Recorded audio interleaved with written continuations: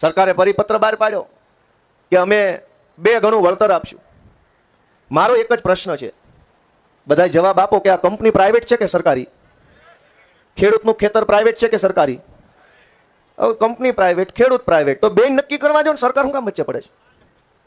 તમારે ને મારે કંઈક સોદો કરવો હોય જમીનનો, મકાનનો, ગાડીનો, ફ્લેટનો, દુકાનનો, તો તમે હું જ વહીવટ કરીએ છીએ ને.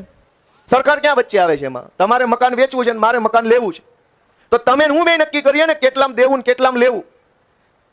તમારે ફ્લેટ વેચવો છે, મારે લેવો છે, તો તમે ને હું નક્કી કરીએ કેટલામાં દીધો ને કેટલામાં લીધો, બેયને પોસાય તો થઈ ગઈ ડીલ. હવે પ્રાઇવેટ કંપની કમાવા માટે થાંભલો નાખે, ખેતર પ્રાઇવેટ, અને નક્કી સરકાર કરશે કેટલું વળતર દેવાનું. હવે વળતર પાછું કંપનીએ દેવાનું છે, સરકારે નથી દેવાનું. આ કેવી નીતિ? કંપનીએ કમાવું હોય તો કંપની પૈસા આપે, ખેડૂતને પોસાય તો ખેડૂત થાંભલો નાખવા દે. સરકાર ક્યાં આમાં વચ્ચે? અને વચ્ચે પડવું હોય, ડાયો માણસ વહટી કે, અમારા કાઠિયાવાડમાં વહટી કે, એટલે વચ્ચે કોઈ માણસ જે પડે, 2 જણાનો કોઈ વાદ વિવાદ હોય, એમાં વચ્ચે જે પડે એ ડાયો માણસ હોવો જોઈએ, સમજદાર માણસ હોવો જોઈએ, નિષ્પક્ષ માણસ હોવો જોઈએ. અહીંયા વચ્ચે સરકાર પડી ખેડૂતની કંપનીની, અને ધૂણ્યા. આપણે ત્યાં કાઠિયાવાડમાં કે ભૂવો ધૂણે તો નાળિયેર ઘર ભણે નાખે. એમાં ભાજપનો ભૂવો ધૂણ્યો અને રાતે પરિપત્રનું નાળિયેર કંપની બાજુ નાખ્યું, ખેડૂત બાજુ નું આવ્યું. તમે જો 3 જણાની કમિટી બનાવી, એમાં એક કલેક્ટર, એક ખેડૂત અને એક કંપની. હવે ખેડૂતને અંદર કમિટીમાં સભ્ય બનાવ્યા, એ તો બરાબર છે કે ખેડૂતો આંદોલન કરે છે. કલેક્ટરને બનાવ્યા એ બરાબર છે કેમ કે કલેક્ટર સરકારનો માણસ છે. કંપનીએ ક્યાંય આંદોલન કર્યું હતું કે અમને સભ્ય બનાવો કમિટીમાં? કયો ભાઈ ક્યાંય કર્યું? અદાણી આંદોલન મુર્દાબાદ કર્યું ક્યાંય? કંપનીએ એક ધોકો નથી ખાધો, એક FIR નહીં, એક આંદોલન નહીં, કમિટીની અંદર સીધો કંપનીનો સભ્ય બનાવી દીધો. સાંભળો છો કે નહીં? કોણ કોણ સાંભળે છે? સરકારે અડધી રાત્રે કાલે જે પરિપત્રનું નાળિયેર કંપની બાજુ ફેંક્યું, એમાં કંપનીનો પણ એક સભ્ય બનાવ્યો કમિટીમાં. Valuation committee, market value committee, MVC બનાવ્યું. માર્કેટ વેલ્યુ કમિટીમાં કંપનીનો માણસ, કલેક્ટર ને ખેડૂત. અને એની પ્રોસેસ શું રાખી કે ત્રણેય પોતાના વેલ્યુઅરો લાવવાના, મૂલ્યાંકનકાર, અને સીલબંધ કવરમાં કમિટીને આપવાના. કમિટી કોઈ પણ 2 કવર ખોલશે, એમાં જેમાં ઓછો ભાવ હોય એ લાગુ પાડવાનો. એટલે કલેક્ટર એક મૂલ્યાંકનકારને લાવશે, કલેક્ટર તરફથી એક મૂલ્યાંકનકાર, કંપની તરફથી એક મૂલ્યાંકનકાર, ખેડૂત તરફથી એક મૂલ્યાંકનકાર. ત્રણેય પોતપોતાના મૂલ્યાંકનકાર પાસેથી ખેડૂતની થાંભલો નાખવા વાળી જે જમીન છે એમાં માર્કેટ વેલ્યુ કેટલી થાય એ લખીને ત્રણેય કમિટીને આપવાનું. કમિટીએ કોઈ પણ 2 કવર ખોલવાના ને એમાં જે સૌથી ઓછો ભાવ હોય એ આપવાનો. તો શું થાય આનો અર્થ? કે 3 માંથી કોઈ પણ 2 કવર ખોલો એટલે એક ખેડૂતનું ને એક કંપનીનું નીકળે, અથવા એક કલેક્ટરનું ને એક કંપનીનું નીકળે, અથવા એક કલેક્ટર ને એક ખેડૂતનું નીકળે. તો કંપની કલેક્ટર 2 ભેગા થઈ જાય તો ઓછો ભાવ ક્યાં નીકળે? તો આ કમિટીનો અર્થ જ શું વધ્યો? કેવા કેવા લોકો, મેં નહોતું કીધું ગાંધીનગરની ટાંકી પર ચડી ગયા છે?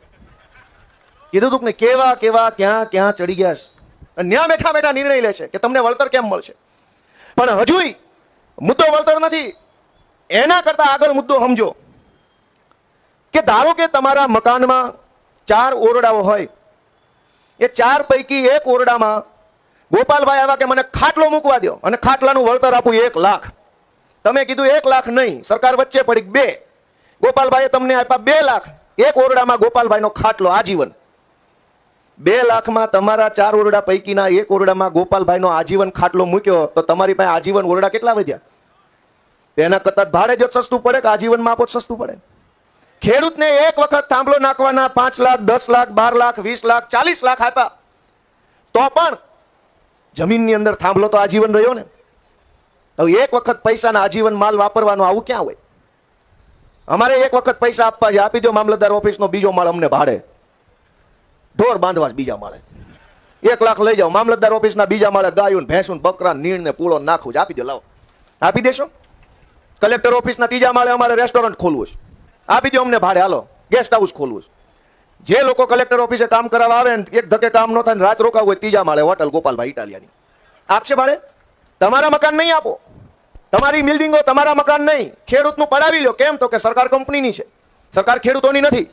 પણ જે સરકાર ખેડૂતોની નથી એને મત કોણ આપે છે? કંપની કે ખેડૂતો? હે ભાઈ, કોણ મત આપે છે? કંપની પાસે ક્યાં મત જ છે? મત આપણા મતથી નેતા ચૂંટાય આપણો, સરકાર કહેવાય આપણી, અને કામ કરે કંપની માટે, અને આવું 30 વર્ષથી હાલતું હોય તો જાગવું કોને જોઈએ? સરકારે કે આપણે? થોડુંક તો આપણે જાગવું પડશે કે આ બધું ક્યાં સુધી હાલશે.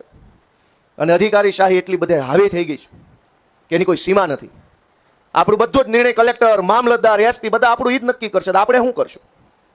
કંઈ પણ થાય તો કે કલેક્ટર નક્કી કરશે. અને એક પ્રશ્ન થોડો છે આ થાંભલાનો, હજારો પ્રશ્નોથી એ ગુજરાતના ખેડૂત અને ખેતી મજૂરી કરતા માણસો અત્યારે દુઃખી છે. આ મહિનો વરસાદ મોડો થયો છે, વાવણી થઈ છે પણ હજુ મોડો થયો છે. પાછોતરો વરસાદ છે એટલે એવું બને કે ઉત્પાદન રેગ્યુલર જેટલું ન આવે, ઉત્પાદન ઘટે. જે 15-20 દિવસનો પાક હોવો જોઈએ એના બદલે અત્યારે હજુ 2 દિવસનો 5 દિવસનો જ પાક હશે. તો 15 દિવસ મોડી વાવણી થવાના કારણે ઉત્પાદન ઘટે, ખેડૂતની આવક ઘટે અને ખેડૂત દુઃખી થાય તો શું થશે એની ચર્ચા કે ચિંતા ગાંધીનગરમાં હજુ સુધી કોઈ કરવા વાળું નથી. હજુ તો એ વખત આવશે, પછી હાઈ પાવર કમિટીની નિમણૂક થશે, પછી કમિટીની 4-5 વખત મિટિંગ મળશે, પછી કમિટી કહેશે કે અમે રિપોર્ટ સરકારમાં આપ્યો ને બીજું બધું કરશે. ત્યાં નવું ચોમાસું. આ ચોમાસું લેટ ગયું એના કારણે અનેક તકલીફો ખેડૂતોને, પશુપાલકોને અને ખેતી મજૂરી કરતા માણસોને થઈ છે. પણ એની ચર્ચા કે ચિંતા ગાંધીનગરમાં ક્યારેય થતી નથી. વિસાવદરના ખેડૂતોના આશીર્વાદથી વિધાનસભામાં બેસવાની તક મળી તો બધું હવે નજરે જોવા મળે છે. કોણ કેવી રીતે કામ કરે છે, શું વિચારે છે, અધિકારીનું કેટલું હાલે છે, નેતાનું કેટલું હાલે છે. હવે અધિકારીએ કોપી પેસ્ટ કરી અને જૂનો પરિપત્ર સરકારને પકડાઈ દીધો અને સરકારના મંત્રી આવીને વાંચી ગયા. કોઈને ખબર નથી કે આ તો એનું જૂનું છે. અને અખબારના ઐતિહાસિક બહુ સરસ નિર્ણય, ખેડૂતો ખુશખુશાલ. મારે એક ખાલી સૂચન આપવું છે આ ઉપવાસ છાવણીના માધ્યમથી કે જે ભાજપના નેતાઓને, કાર્યકર્તાઓને, પેજ પ્રમુખોને, તાલુકા જિલ્લા પંચાયતના નેતાઓને એમ લાગતું હોય કે આ સરકારે જે નવો પરિપત્ર ખેડૂતોનો કર્યો છે એમાં બહુ વળતર મળે છે, તો તમારા બધાને જમીન ઉપર થાંભલા નખાઈ દો. અમારે નથી નખાવા. ભાજપવાળા ફોર્મ ભરી દે, થાંભલો આવે તો અમારામાં જ નાખવો. સરકારી યોજના આવે તો કોઈનો વારો નહીં આવવા દે. સબસિડીમાં ટ્રેક્ટર આવતો હોય ગામમાં કોઈને ન ખબર હોય, પેજ પ્રમુખને એકને જ ખબર હોય ને એને જ લાગે. પીએમ આવાસનું મકાન હોય તો ભાજપવાળાને જ લાગે. સરકારી તગારું આવે સબસિડી વાળું તો ભાજપવાળાને લાગે. આ ખેડૂત પર ગમે એટલી અરજી કરો ભાજપવાળાને જ લાગે. થાંભલો આવે તો આપણા ભાગમાં આવે અને બાકી બધી યોજના ભાજપવાળાને.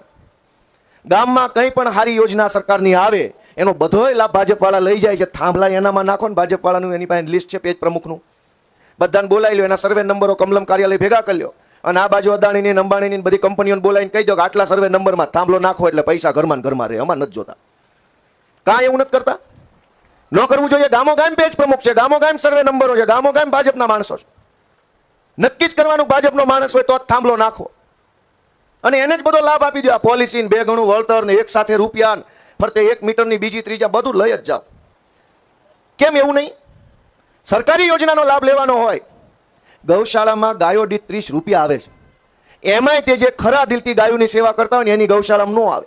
ભાજપવાળાની ગૌશાળામાં બાંધી હોય 5 ગાયો, ચોપડે હોય 4000 ગાયો અને સબસિડી બધી લઈ જાઓ. તો થાંભલો ત્યાં નાખો ને. તમારે બધી જ સરકારી યોજનાનો લાભ લેવો હોય તો ભાજપવાળાને થાંભલો નાખો હોય તો નિર્દોષ ખેડૂત. કયો ભાઈ આ વાત વ્યાજબી છે કે ગેરવ્યાજબી? કોને કોને વ્યાજબી લાગે કયો તો ખરા? જરાક આપણે ગુજરાતના ખેડૂતો સુધી આ વાત પહોંચાડવી પડશે કે હવે આપણે બધા જાગૃત થવાની બહુ જરૂર છે.